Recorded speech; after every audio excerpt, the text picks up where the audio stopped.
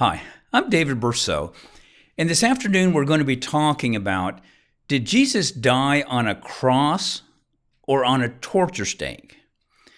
As I've shared before in other videos, I spent about a third of my life as a Jehovah's Witness. I was an elder and a pioneer, and during those years, if you had asked me the question, did Jesus die on a cross or on a torture stake, I would have said without any question, oh, definitely on a torture stake. Well, this afternoon we're going to see if that's the correct answer.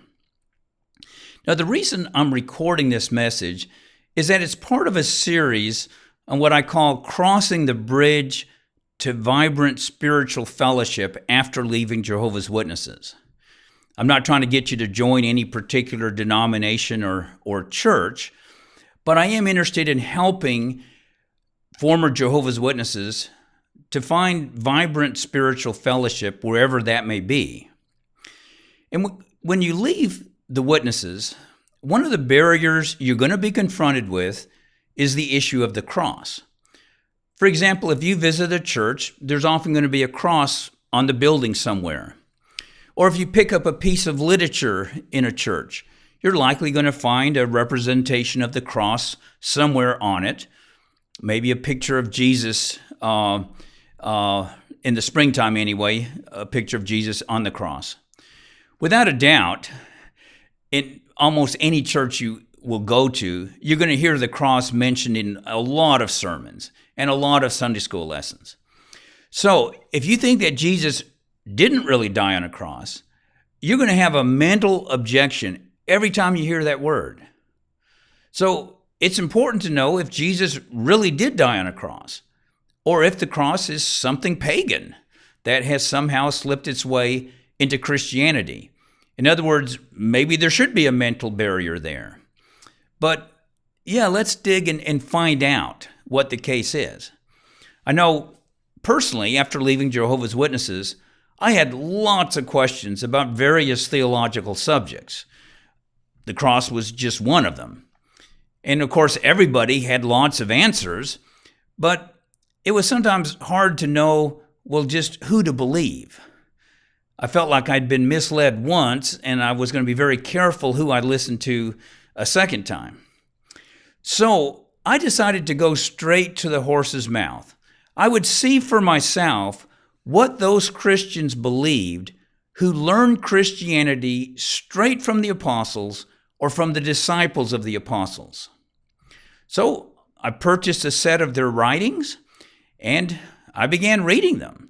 Not just the Christians who learned directly from the apostles, but from all the Christians who lived before Constantine.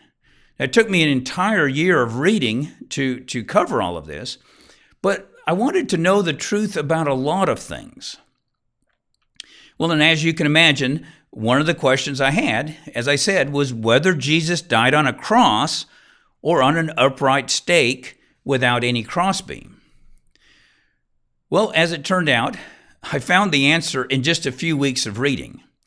I was reading a work entitled The First Apology of Justin Martyr. You perhaps have heard of Justin Martyr. He was an early Christian writer who died as a martyr.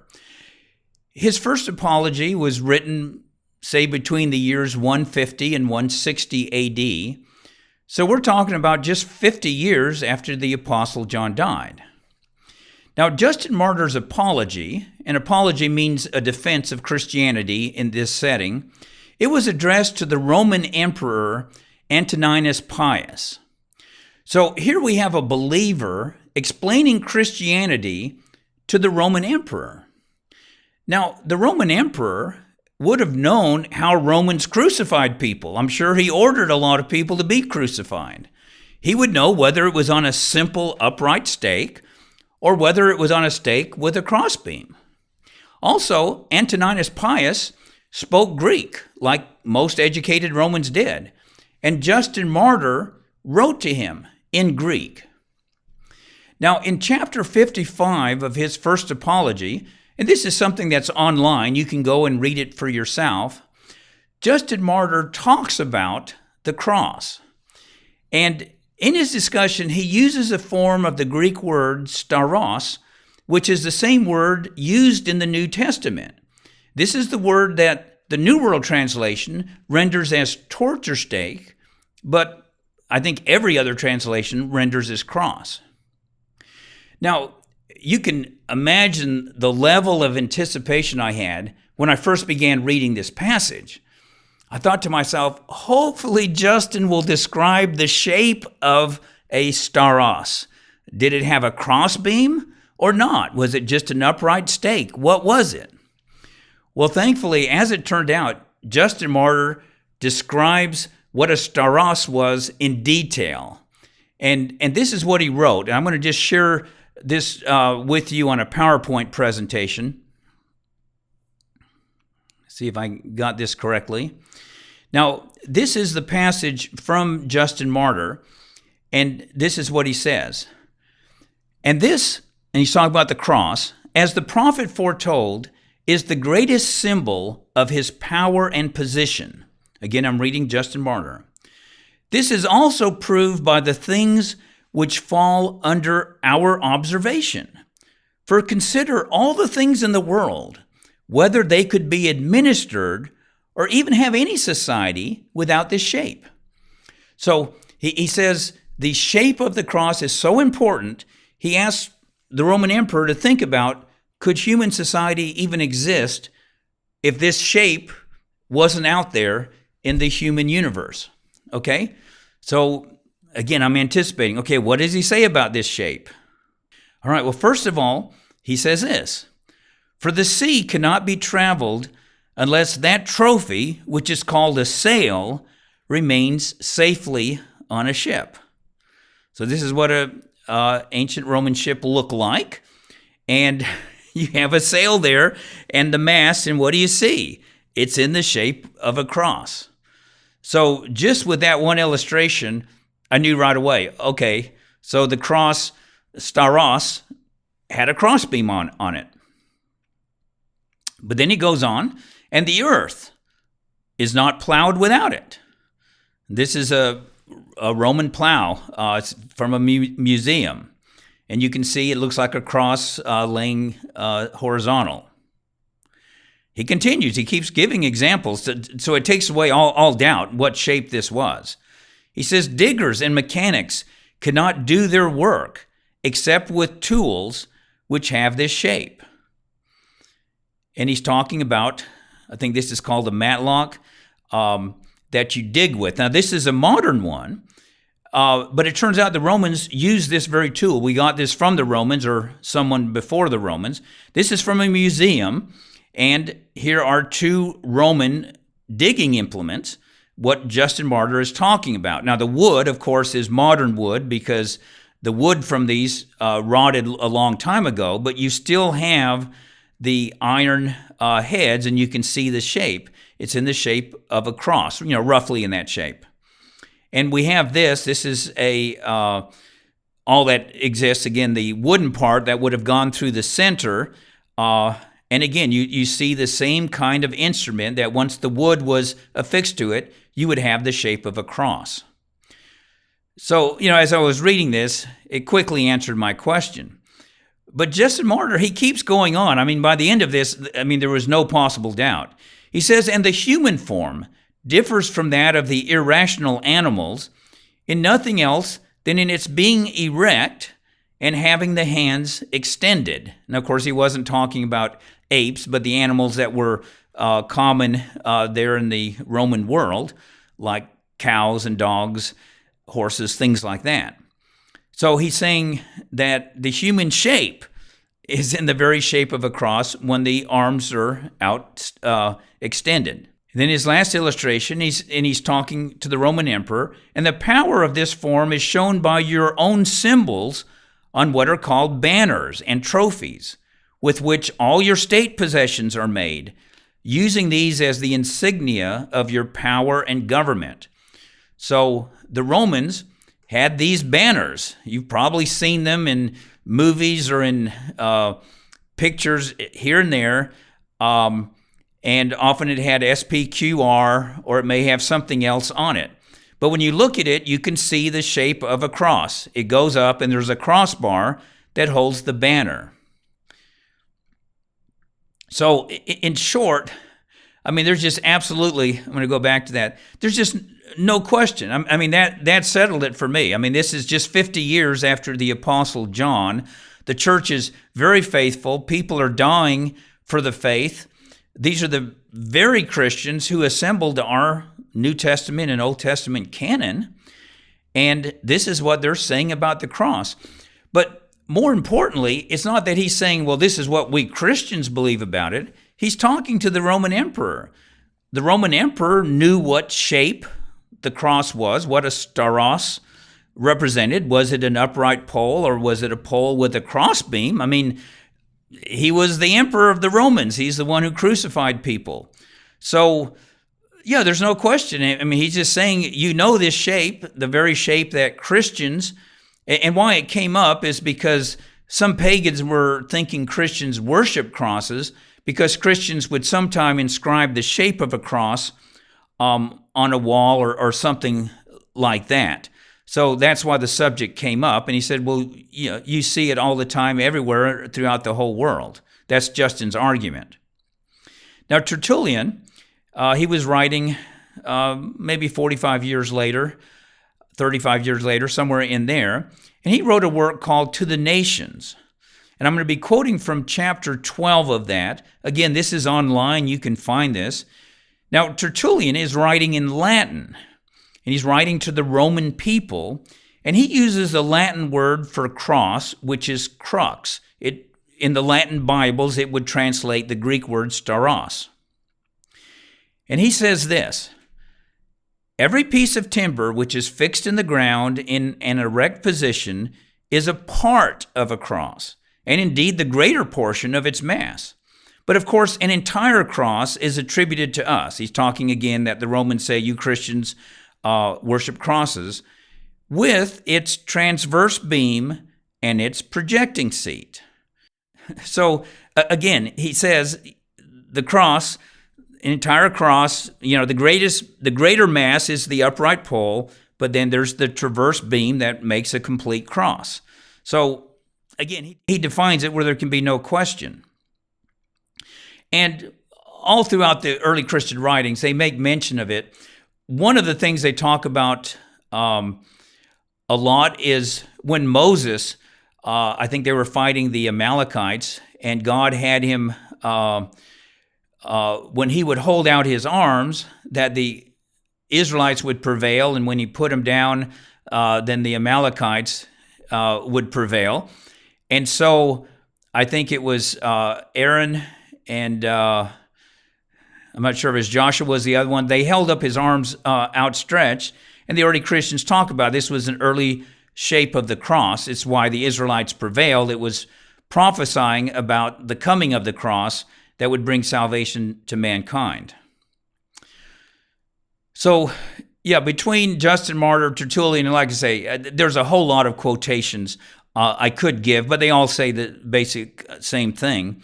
It made it clear that the cross was not merely an upright stake. It had a cross beam across it, and that's why we call it today a cross. Okay, now this is something interesting. In that same writing of Tertullian, I think it's in the same chapter 12, he says this: some among you, talking to the pagan Romans, have dreamed that our God is a donkey's head, an absurdity which Cornelius Tacitus first suggested. Now, Tacitus is a famous Roman writer of history, and he wrote, I think it was the end of the first century, and he talks about Christians. He's one of the first ones to mention Christians and to mention Christ, and he came up with this idea that Christians worship the head of a donkey. Now, why I'm mentioning this is because in the 1800s, archaeologists found this piece of graffiti. They found it in the Palatine Hill, which is in Rome, and on it portrays, this is written by a pagan, not by a Christian, or was inscribed by a pagan, and you see a man being crucified, a man with a donkey's head. It's just what Tertullian said. You all accuse us of worshiping a god with a donkey's head. But notice the cross. He's being crucified, and you can see his arms are stretched out, and the wood goes not only vertical but also horizontal to hold his hands. Now here is a black and white rendition of this, and you can see it a lot more clearly, the cross shape of what this so-called God is being crucified on. And the graffiti that is scribbled below, what it says is, Alexamenos worships his God. So this is ridiculing Christians. This isn't Christians who wrote this. This is a pagan making fun of Christians, but it shows crucifixion in the form of a cross. And this piece of graffiti dates back to about the year 200. So it's almost contemporaneous with the writings of Tertullian. If you want to read more about it, you can find a number of articles online. Just Google Alexamenos graffiti, and it'll come up. There's even a Wikipedia article about it. And to me, and I didn't even know about this picture, I was convinced just reading Justin Martyr and Tertullian, but yeah, it was a couple years later when I came across this picture. It was in a book because this was before the internet, and I thought, oh, well, this removes all doubt. Here you have an actual depiction of a crucifixion in jest, but it shows an actual cross, not an upright stake. So the evidence is overwhelming that the Romans crucified people on an upright pole with a crossbeam. Jesus was crucified on a cross, not on a simple stake.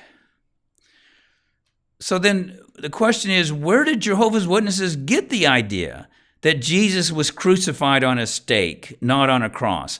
I mean, after all, the entire scholarly world would say, and it doesn't matter if they are unbelievers, if they're Jews or Christians, they all say the same thing, that he was crucified on a stake with a crossbar on it. No one in the scholarly world is doubting that. No one in the Christian world is doubting it. So where did Jehovah's Witnesses get this idea that he was crucified on an upright stake? Well, actually, it was not originally a teaching of Jehovah's Witnesses. Charles Russell never taught this. For decades, the Watchtower magazine featured the cross on its front covers. You perhaps have seen this. I remember seeing this when I was a boy, because we had some old Watchtowers in our Kingdom Hall library. You'll notice in the top left-hand corner, there's a picture of a cross inside of a crown. And then the actual Watchtower itself being depicted, you'll notice there's two crosses that are built into the masonry of that Watchtower. So, yeah, originally, Jehovah's Witnesses taught the same thing about the cross as everyone else. It was J.F. Rutherford who decided that the cross was a pagan symbol, and he eventually had it removed from the pages of the Watchtower. This was around the year 1930.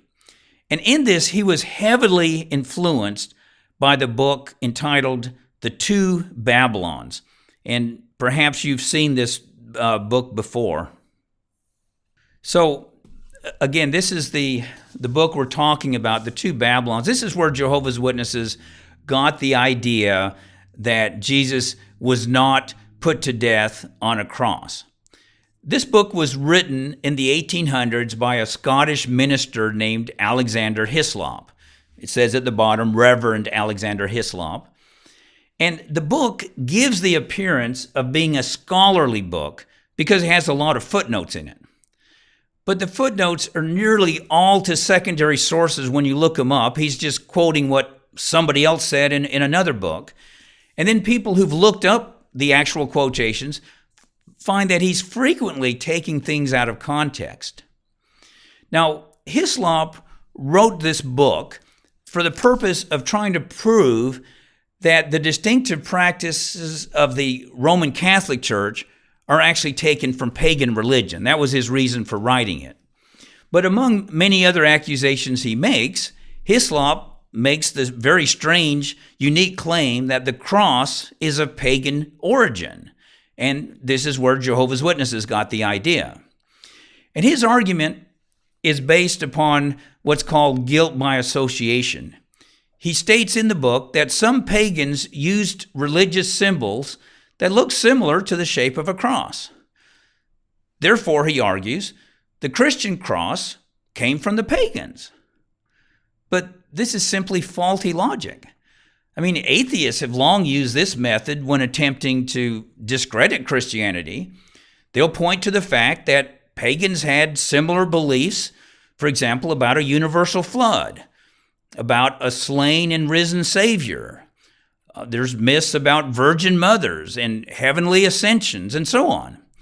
Therefore, the atheists say, well, the Bible narratives are simply retelling pagan myths.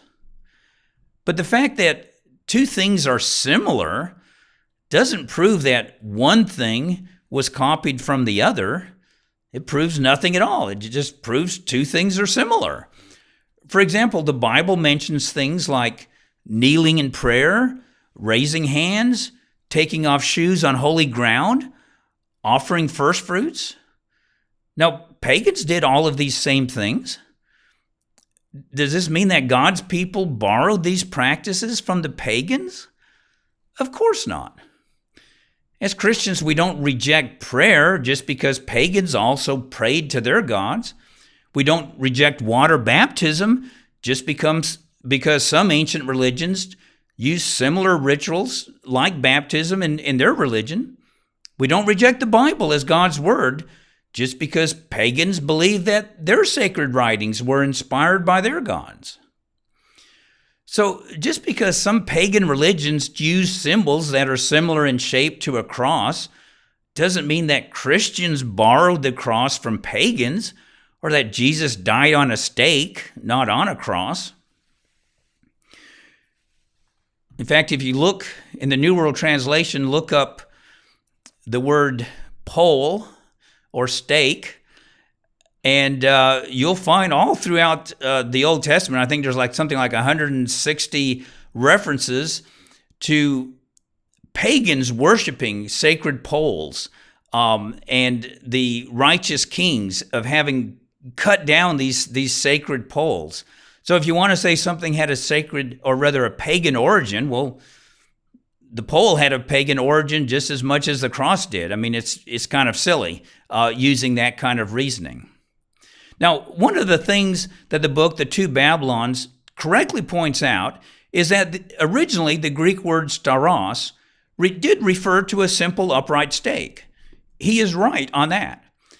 This form of cruel punishment, crucifixion, was actually invented by the Persians. And later, during the time of Alexander the Great, when he conquered Persia, well, then he and the Greeks adopted this form of punishment themselves for certain situations. And they called the stake by which somebody was crucified, they called it by the Greek name stauros. So, yeah, Hislop is right. In the beginning, it was a stake. But another error that he has made is to assume that because a Greek word meant one thing in 330 BC, that it necessarily meant the same thing 300 years later. In every language, words change meanings over time. Greek is no exception. English is the same. 300 years ago, the English word prevent meant to precede something. It could even mean to assist. Today, prevent means to hinder. It's almost the exact opposite of what it meant 3 or 4 centuries ago. 300 years ago, suffer meant to permit or allow. Today, it means to endure pain or distress. 300 years ago, conversation meant our manner of living. Today, it means talking with someone. So it's faulty logic to argue that because stauros meant a certain thing among the Greeks in the days of Alexander the Great, that this word continued to mean the exact same thing 300 years later in the Roman world of the Caesars. Languages don't work that way. As we've already seen from the early Christian writings and from that piece of Roman graffiti, in the ancient Roman world, stauros clearly meant an upright stake with a crossbeam. So Jesus died on a cross, not on a mere stake. Well, before closing, I want to address one last question. Recently, the Watchtower organization has stated that no archaeologists have ever unearthed an ancient wooden cross that was actually used for an execution.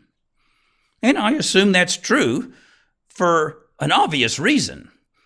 And that reason is wood rots. And wood disappears because people use it.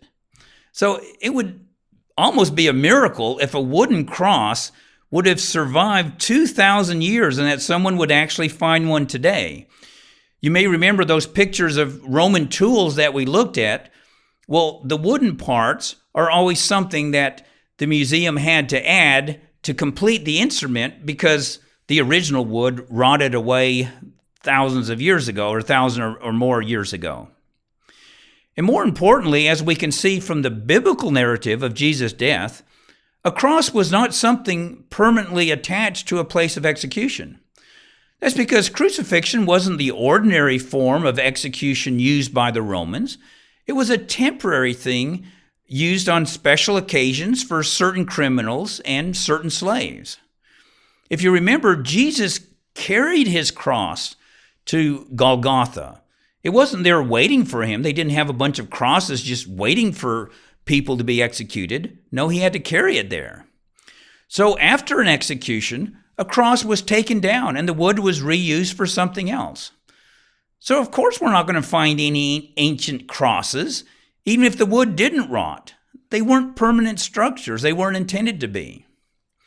In fact, if the Watchtower argument were valid, it would also disprove the existence of torture stakes. That's because archaeologists have never found any ancient torture stakes either. In short, wood rots and wood gets reused. So we can't expect to find any wooden crosses or any wooden torture stakes.